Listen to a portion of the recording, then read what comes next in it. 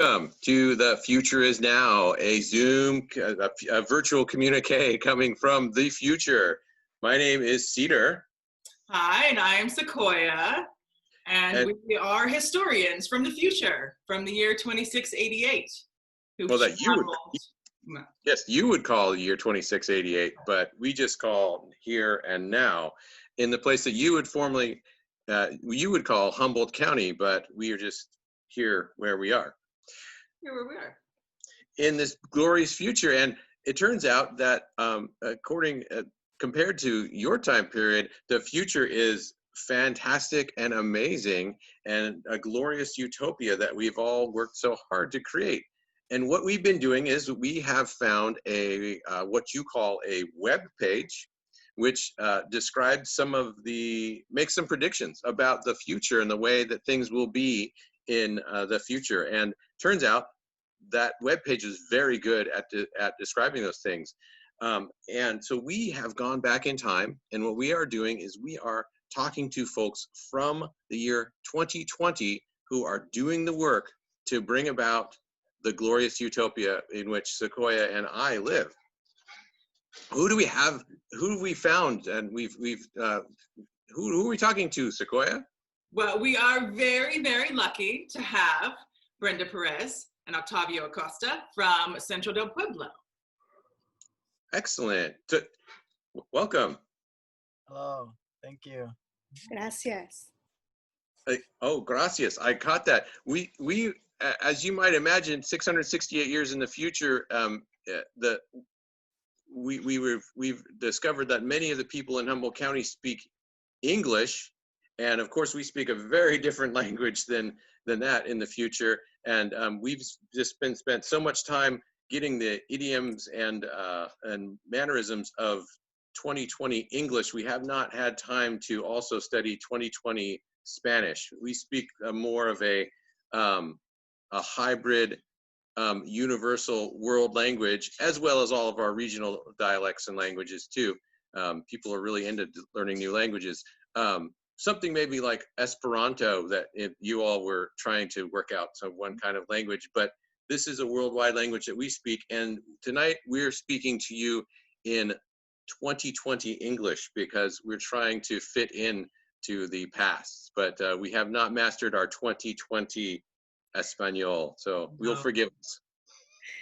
It's okay. Well, don't worry, I haven't mastered my 2020 English either, so we are fine. We are able Spanglish, if something. All right, well, if we need to, we'll go to the Spanglish. Tell us about what is Centro del Pueblo? What are you doing in 2020? Centro del Pueblo is an organization that helps the Latino and undocumented community here in 2020 in Humboldt County. And it's also a utopia. Centro del Pueblo is an illusion. It's a dream. Came true for a group of immigrants, and we call this Land. So we are very honored to be living here, indigenous people from the south with our relatives from the north. We are dedicated to empower the indigenous immigrant communities. I appreciate that thought of that we are here, or obviously we're not here, we're visiting you from the future, but that we have all immigrated here. We have all, as we move around the world, we've come from other places to be where we are. And so that is something that we've studied a bit about the year 2020, and the idea of, as you said, undocumented people, which that is very confusing for us. It's very confusing for us too. Yeah. Yeah. Right now, during this month of June, right? Yeah, in June, we have the monarch butterflies visiting us here in Humboldt County, and they flew all the way from Michoacan, Mexico. That's actually where my father was born, and they don't have any borders, the butterflies. But for some reason, humans do. Yes, we have yes, we in the future, you'll be glad to know people are more like the butterflies. Awesome. Hell yeah. Finally. Finally, right? Yeah, because as you know, as the butterflies move, they provide a benefit, right? As they move through and they pollinate and help all the flowers bloom, and we really feel that that is also what the humans have the capability to do. Yeah, and so we feel that same way. We do feel like we have a place and a voice and things to bring. But there is some other people, you might be surprised of listening this, but in this year, there is a person that is putting families separate in separate places. And we have a place called detention center that is a jail, and they're separate families, and then they called us undocumented because we don't have the money or the color of skin enough to pay a paper. So this is the piece of paper that separates us from being in prison, in this special prison. So it is very, it warmed my heart to know that in the future this doesn't exist. Right now we are dealing with this in the middle of a pandemic. And it's mostly like the color of the skin and where you come from, because we also have, you know, other butterflies, other immigrant communities that come from all over the world, all over the globe, you know, the 2020 globe, from Europe, from, you know, many places. And it's usually only the darker skinned folks that they get caught up in immigration, and the people from the south of where we're at, they get caught up in immigration, because other folks can pass by pretty easily. So it's like the color of skin is a barrier in this year, these times. Yeah, we're extremely confused by this. I guess you in 2020 we hadn't quite figured out genetics, that everyone are all human beings, that there's all one human race, and they're just some variations, and that's really what brings the diversity of humanity, is really what brings about the flavor and the excitement and the love and just the way that we can figure out things. Is we need a diversity of types of people in order to make things work. It's confusing to us. And innovation, right? We need new ideas, and that comes from new people. Well, I wonder, so when you're talking about the papers, the documents, it made me think about a previous conversation we've had with one of your contemporaries, one of our ancestors in the year 2020. We was talking about banking and money, which is also confusing to us because that is so often a piece of paper. And so I wonder, do you think these two pieces of paper have anything to do with each other? Yeah. Historically, the southern region of this landmass has been just kind of a place for other humans to gather materials, whether it be, you know, mining for metals or whatever, and also a place for laborers or slaves to do their work for cheap. So it's obviously there's no money that goes down there, and all this paper, this money, this capital is all goes upstairs, and all goes to, you know, to a different demographic of people. Yeah, I was thinking of that image you say, Sequoia, about what are the papers that says we are human beings with self-rights, and what is the paper called money in these times. And it seems same thing. If you don't have a credit, or you don't have a bank account, if you don't have a social security number, all this is related in this system this year. For example, an undocumented person, and in my own experience, I cannot have the right to visit places to rent because I don't have a credit card, and I don't have a credit card because the bank denies me the identity as a person because I don't have a residency. So this is all connected. Since immigration denied us the right to be a person, we don't have access to any institution, including banks. But the only thing that we can do is to work. That it's allowed to us. But any other thing that could help us or allowed us to be a little bit more comfortable in this place, that's denied, absolutely denied. So it is connected, and it is shocking and confusing that land that has been stolen now is denied for so many people that is in need, or these big pieces of land that belongs just to one person, and then you see so many people without a house. So it is very extreme. Inequality in these times are just very dramatic and overwhelming. Well, we can't reveal too much about what happens here, but or now, but you know, things do change in our time. But we're curious what you think, what the two of you think should be changing in order to you know, end up in the place where we are. Yeah, what are the changes that you're working on now to make the brighter future? I want to start with my first idea is empowering, because in these times it's very hard to enlighten the heart of a community that is being upheld and is being told all the time that we don't value or we don't deserve, and we don't exist. Everybody tells you you don't. So in our work of Centro is to go find our communities, to go find our relatives and say, no, we do exist, and we do have rights, and we do have a voice, and we do have power. We are people of power.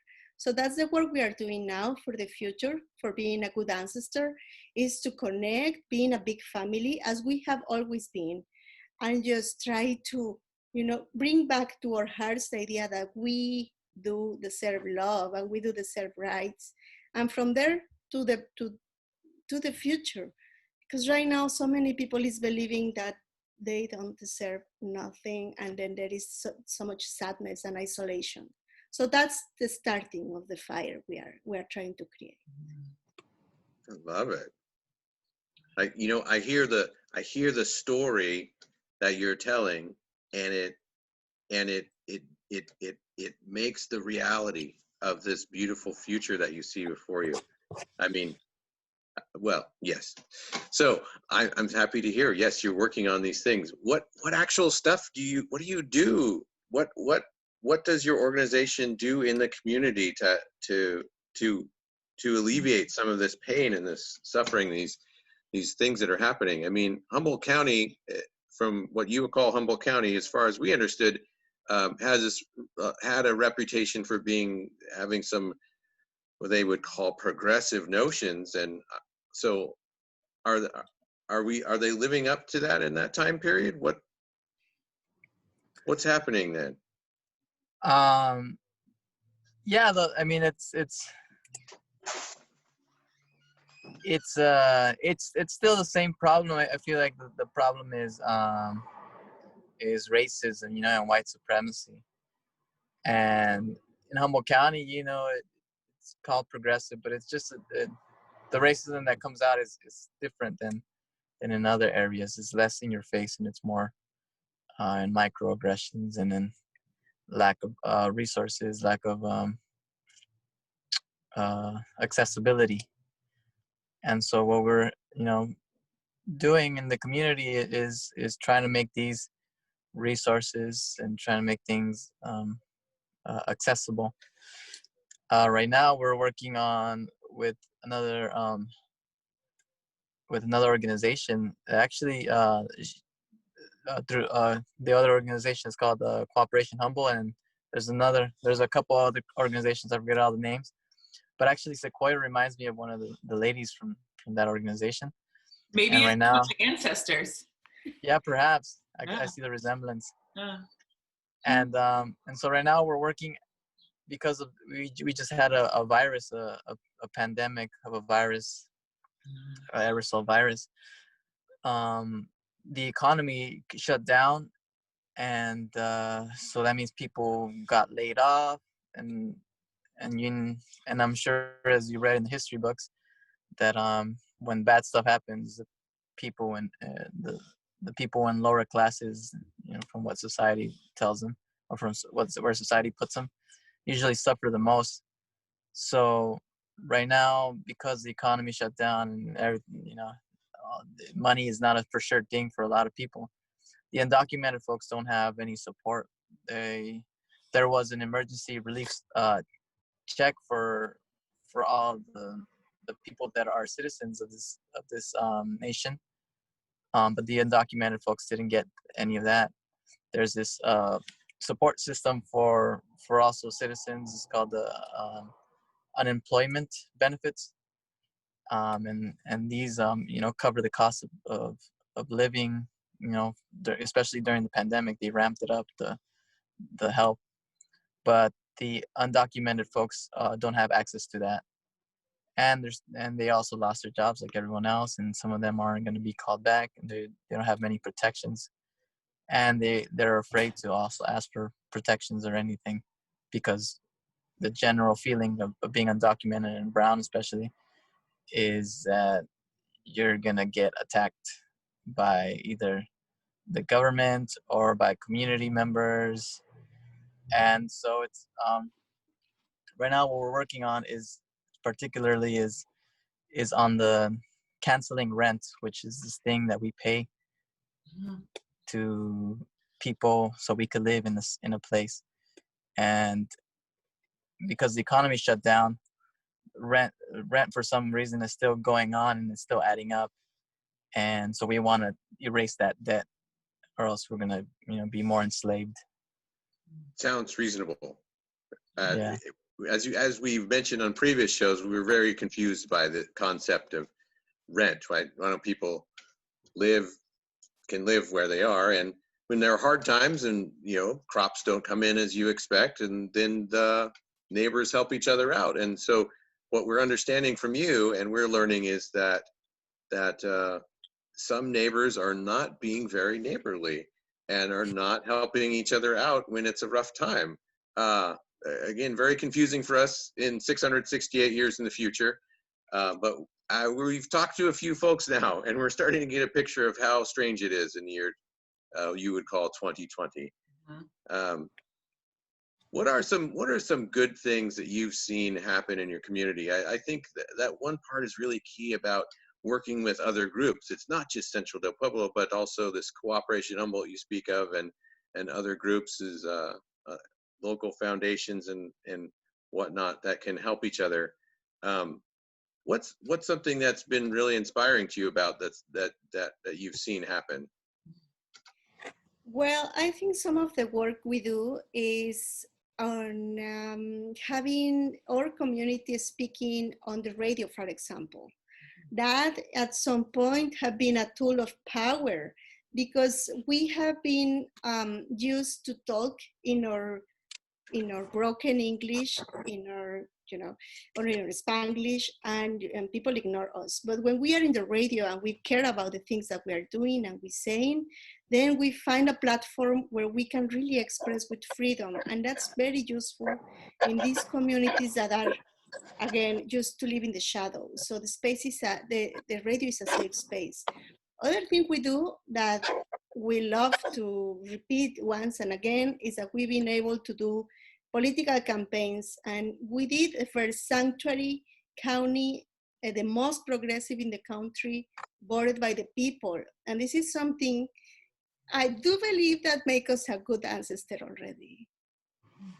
It's impressive. And the campaign was led by the immigrants. The immigrants were saying, what do we need? How do we feel? So with that strength, we were there in the streets, because in this year you need to request for the people that is called citizens, you need to request rights for us that are not. So, at some point it was hard for us to try to negotiate a signature over something that we do feel is right and that we deserve. But these are the things that are working like right now. We didn't renounce to the idea, and we did a trial. So we did that just to jump on politics, jump on a space that is commonly believed for an elite or commonly believed just for white people. We break big time there. I think that's another thing that makes us successful, because we go wherever we're needed, you know. Because like me personally, I would want to focus on the cultural stuff of our people, the songs, the art, and the theater, the food, and but we're not free to practice that. We're not free to come together and congregate and build culture. And it's a lot of factors, not only the economic systems. It's, you know, like our neighbors, you know, we're under attack all the time, or there's no spaces established for us to come together in community. So that's what we realized. That's what I realized too. It's like, well, in order for me personally to do what I want to do, which is, you know, cultivate culture, learn about the ecosystems, learn how our indigenous relatives from the north over here manage this land, and have this whole science around the managing of this land, their relationship, their kin with the salmon, their kin with the rivers. You know, if we want to do that for ourselves, and even just start to do that, you know, culturally within just people, we have to carve out space for that to happen. So that's why when things need to get political, we go into the political. When, you know, if people need money, like with this pandemic, then we put all our efforts to trying to get some money for folks. And you know, and during times of festivities, you know, people need a place to get together and make some music, and we try to provide that too. But a lot of our work is carving out spaces for communities to just be themselves, and to develop, and to grow. And these spaces that we have to carve out, we need, you know, we have to bring out all the tools that we can get. You know, we have to build our own tractors or whatever. That's great. You know, this concept of spaces and what can constitute a space and a boundary around that space is very interesting to us. It's a very different experience we have 668 years in the future. It's a little more amorphous. People move around. But the one thing I want to share with you about the future, which I think is not giving away too much, is that in the future, it's not that the whole world has become one you know, society or one type of culture. Monoculture, yeah. But it's actually a diversity of cultures which work with each other and balance each other and share with each other in order to like develop their own identity and cultures and interact with each other. I'm so happy with the work that is being done to maintain that.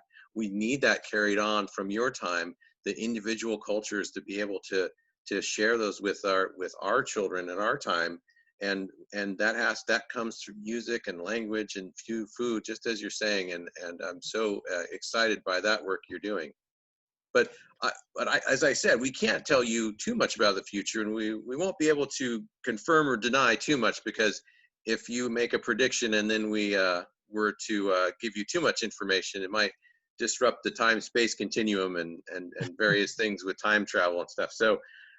But I would like to hear from you both, just imagining your future of how you see your progeny benefiting from the work that you're doing now in your community. How do you see the future looking in your best vision of it?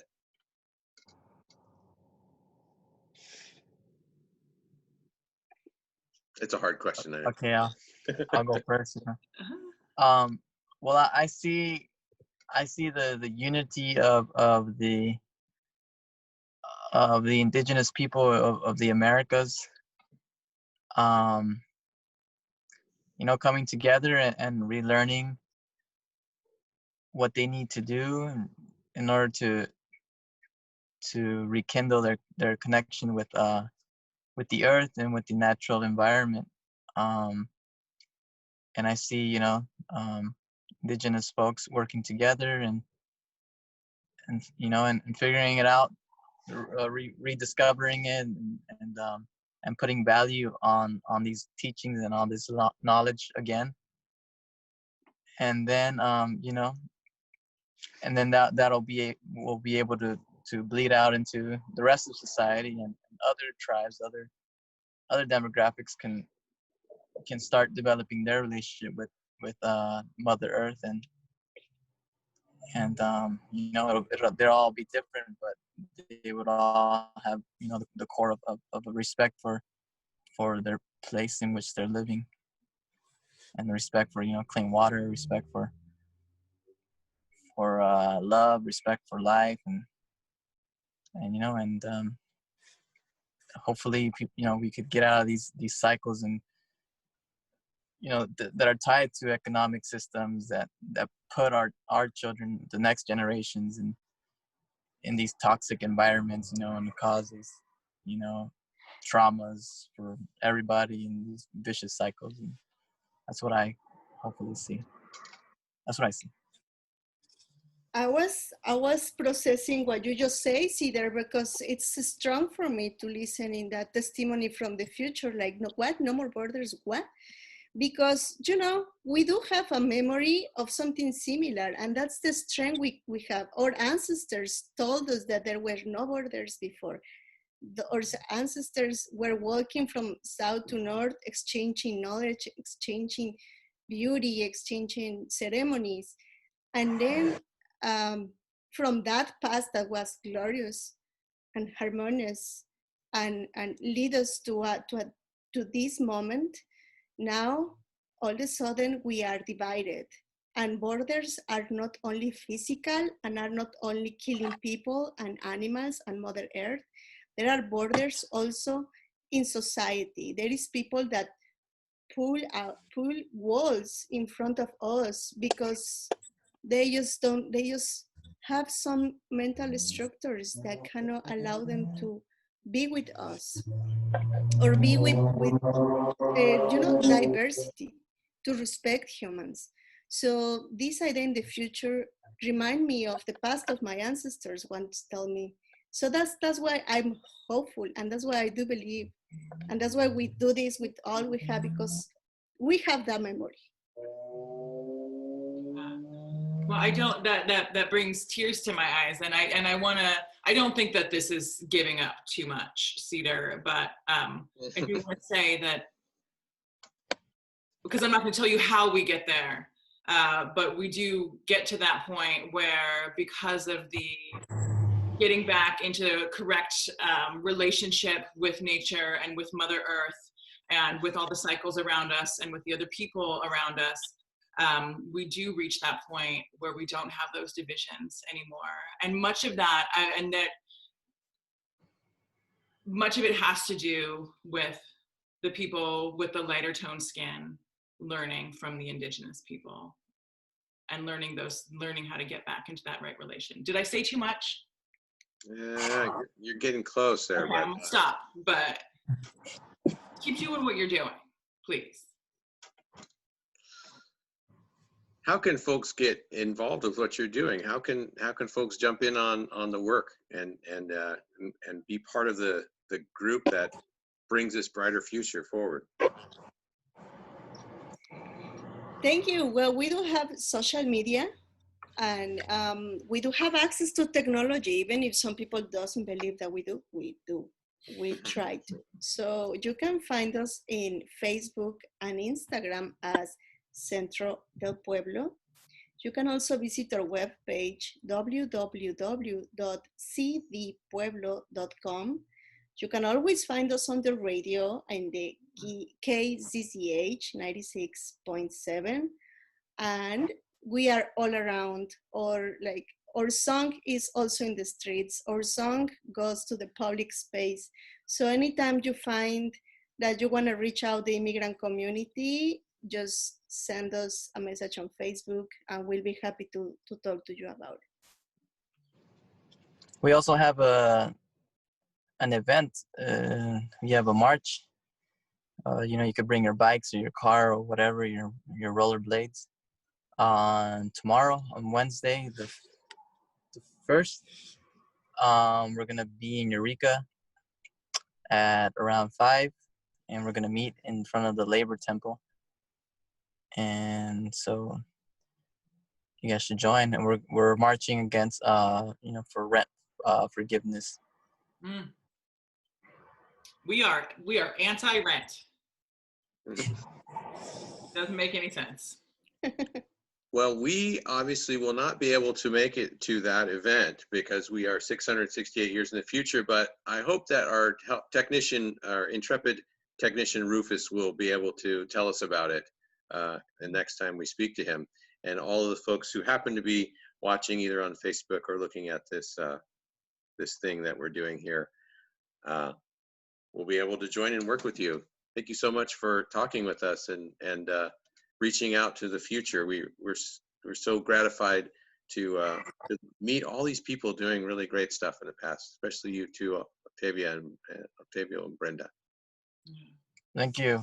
Thank you, Cedar and Sequoia. Thank you for bringing that light from the future. And as I say, one time we're going to find ourselves in the perfect moment to embrace each other. Thank you so much. Mm-hmm. Bye. Okay.